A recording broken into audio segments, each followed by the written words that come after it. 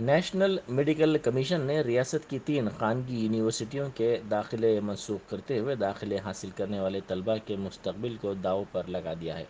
संगारेड्डी के MNR medical college के UG और पीजी कोर्सेस, विकाराबाद के महावीर इंस्टीट्यूट और पटनचोरू के TRR इंस्टीट्यूट के यूजी और पीजी कोर्सेस के दाखिले मनसूख कर दिए गए हैं।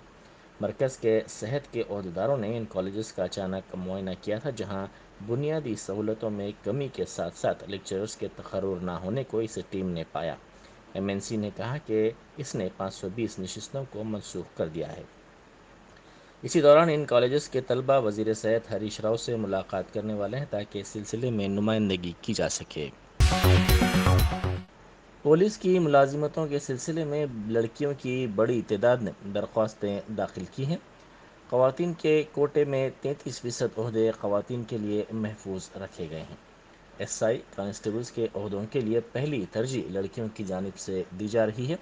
दूसरी तरजीह जेल वार्डन के ओहदों के लिए इन लड़कियों की जानिब से दी जा रही है। इस माह की 2 तारीख से 22 तारीख तक दरख्वास्तों के अमल के सिलसिले में 7,33,000 उम्मीदवारों से 12,90,000 दरख्वास्तें मौसूल हुई हैं।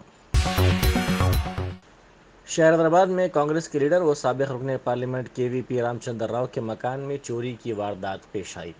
सख्त सिक्योरिटी वाले उनके मकान से तकरीबन 46 लाख रुपए मालियत की 46 ग्राम डायमंड नेकलेस की चोरी हो गई। इस सिलसिले में उनकी बीवी ने बंजारा हिल्स पुलिस स्टेशन में शिकायत दर्ज करवाई और कहा कि उन्होंने एक तकरीब से वापसी के बाद सफ़ेद रंग की इस डायमंड नेकलेस को बेडरूम में रखा था, ताहम ये नेकलेस वहां से गायब हो गई। उन्होंने घर में काम करने वालों पर इस चोरी का शुबा जाहिर किया। पुलिस ने इस सिलसिले में केस दर्ज करके तहकीकात का आगाज़ कर दिया।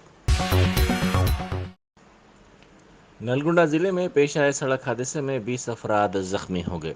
यह हादसा ज़िले के आदन की नारकटपल्ली हाईवे पर उस वक्त पेश आया जब खानगी ट्रैवल्स की बस के ड्राइवर ने इसका तवाज़ुन खो दिया और यह बस उलट गई। इस हादसे में तकरीबन 20 मुसाफिरीन ज़ख्मी हो गए, जिनको इलाज के लिए मुकामी दवाखाना मुंतकिल कर दिया गया। ज़िला नीलूर से कुंदुकुर को जाने के दौरान ये हादसा पेश आया। हादसे के वक्त बस में 32 मुसाफिरीन सवार थे। हाल ही में कांग्रेस से मुस्तफ़ी हार्दिक पटेल जुमेरात को बीजेपी में शामिल हो जाएंगे।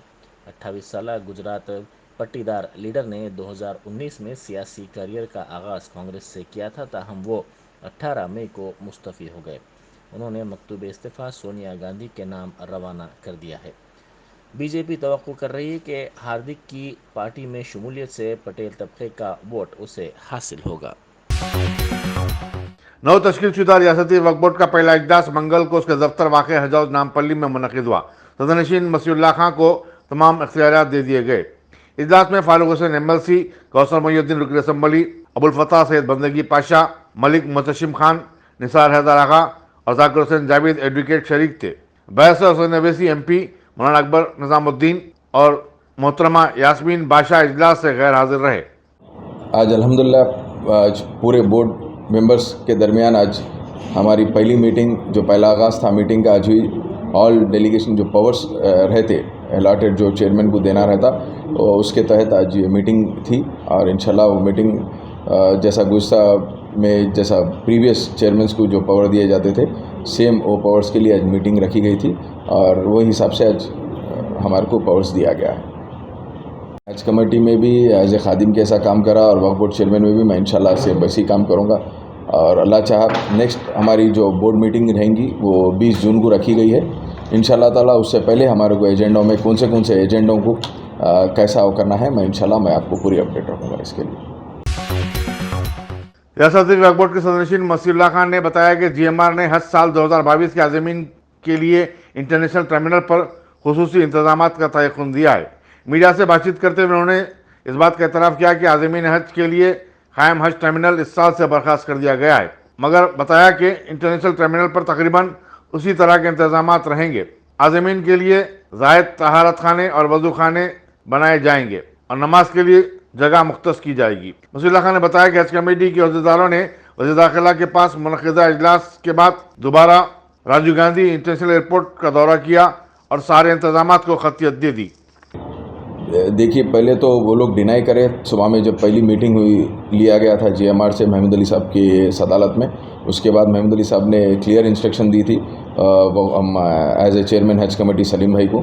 तो कल शाम में 5 बजे पूरा डेलीगेशन गया था, खासकर जिसमें CISF वाले और BISF जितने टीम थे पूरों को रखा गया था एयरपोर्ट पे।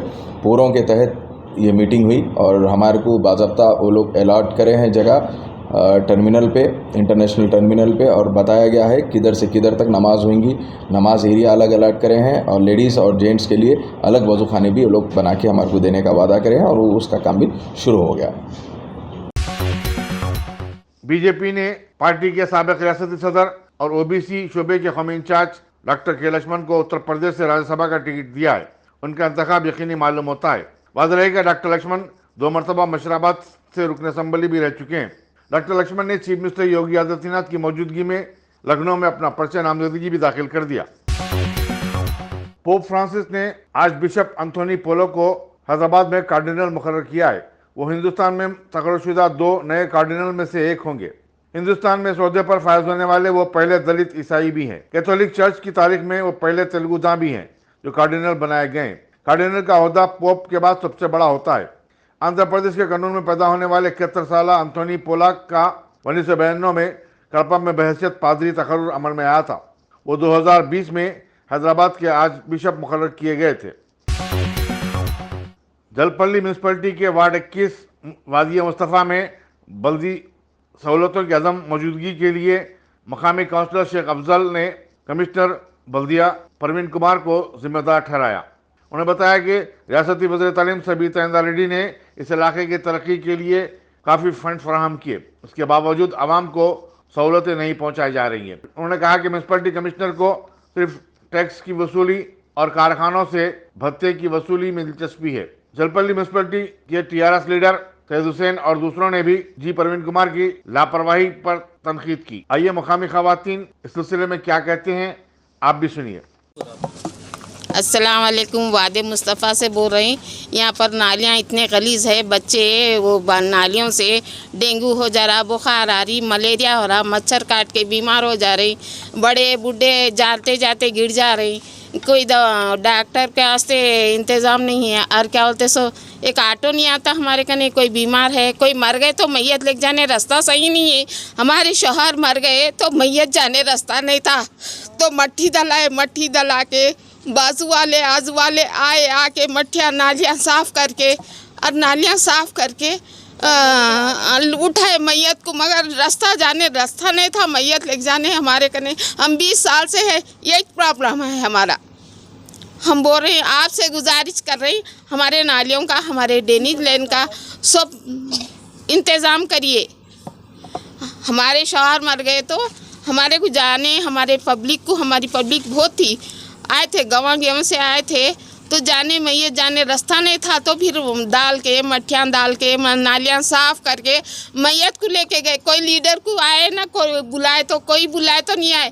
देखो रास्ता ख़राब है, जाने नहीं आता, मैयत को रास्ता ले जाने नहीं आता, बोले तो कोई नहीं आए यहाँ पे। नवाई इलाके नादरगुल के रहने वाले एक ही खानदान के 4 अरकान ने जिला रंगारेड्डी के करमलगुड़ा तालाब में छलांग लगाकर खुदकशी कर ली। महलूकीन की 32 साला कुदूस पाशा, 28 साला फातिमा, 9 साला महर और 6 साला फिरदौस की हैसियत से शिनाख्त की गई है और उनकी नाशें निकाली गई हैं। बताया जाता है कि मज़ीद 2 नाशें तालाब से निकालनी बाकी हैं। कुदूस के रिश्तेदारों ने बताया कि वो हर्ष से परेशान था, चुनाचे उसने ये इंतहाई इक़दाम कर बैठा। నిన్న రాత్రి అందాదా 10-10:30 గంటల సమయంలో సంతోష్ నగర్కు చెందినటువంటి మొహమ్మద్ కుద్దూస్, అతని భార్య ఫాతిమా బేగం మరియు వారిద్దరు కూతుర్లైనటువంటి ఫిర్దౌస్ బేగం 6 ఇయర్స్, మెహాక్ బేగం 9 ఇయర్స్, నలుగురు కలిసి సంతోష్ నగర్ నుండి కుద్దూస్ మోటార్ సైకిల్ పైన వాళ్ళ అత్తగారిల్లైనటువంటి షాయినగర్కి వెళ్తున్నామని చెప్పి బయలుదేరినాడు. యాక్చువల్గా గత కొంతకాలంగా కుద్దూస్ భార్యాభర్తల మధ్యలో ఫైనాన్షియల్ విషయంలో కొన్ని గొడవలు జరుగుతున్నాయి. ఒక 2-3 డేస్ బ్యాక్ కుద్దూస్ వాళ్ళ మామయ్యకి ఫోన్ చేసి ఒక 10,000 రూపీస్ అప్పు ఇవ్వాల్సింది అడిగినాడు. వాళ్ళు ఇప్పుడే అప్పు లేవు, అని చెప్పినందుకు భార్యతో గొడవపడి రాత్రి కొంచెం మద్యం సేవించి భార్యను ఇద్దరు పిల్లలను తీసుకొని షాహీనగర్ కానీ బయలుదేరి కుర్మల్గూడలోని అంతిరెడ్డి చెరువుకు వచ్చి తన మోటార్ సైకిల్ను చెరువు కట్టుపైన పార్క్ చేసి ఇద్దరు పిల్లలు భార్య మరియు కుద్దూస్ నలుగురు కూడా చెరువులో దూకి ఆత్మహత్య చేసుకున్నారని చెప్పి స్థానికులు సమాచారం చెప్పినారు. మేము వెంటనే వెళ్ళి రాత్రి 2 బాడీలను వెలికి తీయడం జరిగింది. తెల్లవారుజామున మరో 2 బాడీస్ కుద్దూస్ చిన్న కూతురు ఫిర్దోస్ ఖాన్ బేగంది కూడా తీసినాము. 4 బాడీలను ఉస్మానియా జనరల్ హాస్పిటల్కు పిఎంఈ నిమిత్తం తరలించడం జరిగింది. ఈ కుద్దూస్ యొక్క మామతోటి మరియు వాళ్ళ బావమరితోటి వాళ్ళ తండ్రితోటి విచారణ చేసి ఈ కుద్దూస్ బావమరిది ఫిర్యాదు మేరకు కేసు నమోదు చేసి ఇన్వెస్టిగేషన్ చేస్తున్నాం. అసలు కారణాలు ఏంది, ఎందుకు ఇలా జరిగింది అనే దానిపైన సమగ్రమైనటువంటి విచారణ చేసి తదుపరి చర్యలు తీసుకుంటాం. ఇప్పటివరకు అయితే ఆర్థిక ఇబ్బందులు ఉండడం, భార్యాభర్తల మధ్యలో కొన్ని గొడవలు ఉండడం వలన వాళ్ళు సామూహికంగానే ఆత్మహత్య చేసుకున్నారని చెప్పి అనిపిస్తుంది. वज़ीर-ए-आज़म नरेंद्र मोदी ने कहा कि उनकी हुकूमत का मंसूबा है कि हर जिले में एक मेडिकल कॉलेज कायम किया जाए। शिमला में एक दस्याम से खिताब करते हुए वज़ीर-ए-आज़म ने कहा कि माजी की हुकूमतों ने शोबे सेहत को बुरी तरह नज़रअंदाज कर दिया था। हमारे मुल्क में अच्छे मेडिकल कॉलेज न होने की वजह से ही हिंदुस्तानी तलबा बैरूनी मुल्क का रुख कर रहे हैं। हिमाचल प्रदेश में गरीब कल्याण सम्मेलन से खिताब करते उन्होंने कहा कि बैनुल-अक़वामी इदारों का कहना है कि हिंदुस्तान में गरीबी में कमी हुई है। अवाम को 100% बाख्तियार बनाने का मतलब यह है कि गरीबों को बगैर किसी इम्तियाज और खुशामद के सरकारी स्कीमों से फायदा पहुंचाया जाए। क्यों? गरीब का जब रोजमर्रा का संघर्ष कम होता है, जब वो सशक्त होता है, तब वो अपनी गरीबी दूर करने के लिए नई ऊर्जा के साथ जुड़ जाता है। इसी सोच के साथ हमारी सरकार पहले दिन से गरीब को सशक्त करने में जुटी है। हमने उसके जीवन की एक एक चिंता को कम करने का प्रयास किया। आज देश के 3 करोड़ गरीबों के पास उनके पक्के और नए घर भी जहां आज वो रहने लगे हैं। आज देश के 50 करोड़ से ज्यादा गरीबों के पास 5 लाख रुपए तक के मुफ्त इलाज की सुविधा है। आज देश के 25 करोड़ से अधिक गरीबों के पास 2-2 लाख रुपए का एक्सीडेंट इंश्योरेंस और टर्म इंश्योरेंस है, बीमा है। दिल्ली के वजीर सेहत जितेंद्र जैन को जिन्हें एनफोर्समेंट डायरेक्टरेट ने मनी लॉन्ड्रिंग के केस में गिरफ्तार किया था, खुसूसी अदालत ने 9 जून तक ईडी की तहवील में दे दिया है। चीफ मिनिस्टर दिल्ली अरविंद केजरीवाल ने जितेंद्र जैन की गिरफ्तारी को एक मुकम्मल फ्रॉड करार दिया और कहा कि सियासी बुनियाद पर उन्हें निशाना बनाया जा रहा है।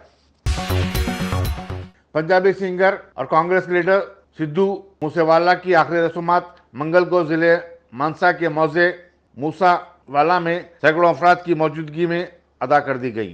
वाज़ेह है कि सिद्धू मूसेवाला को, जो कांग्रेस के लीडर भी थे, इतवार को गोली मार दी गई थी। क़ब्ल पुलिस ने उनके घर पर जमा हुजूम को मुंतशिर करने के लिए लाठीचार्ज का भी इस्तेमाल किया। हुजूम मुखालिफ हुकूमत नारे लगाते हुए कातिलों की गिरफ्तारी का मुतालबा कर रहा था। 27 साल सिद्धू मूसेवाला की नाश को क़ब्ल मानसा के सिविल हॉस्पिटल से सुबह 9 बजे उनके घर लाया गया था। तिहाड़ जेल में महबूस लारेंस बिश्नोई और कनाडा के रहने वाले गैंगस्टर गोल्डी बरार ने इस कत्ल की जिम्मेदारी कबूल कर ली है। सिद्धू मूसेवाला का पोस्टमार्टम किया गया और उसकी रिपोर्ट के मुताबिक उन्हें सीने और पेट में 24 गोलियां लगी थी। इंडियन रेवेन्यू सर्विसेज के अहदेदार समीर वानखेड़े का चेन्नई तबादला कर दिया गया है।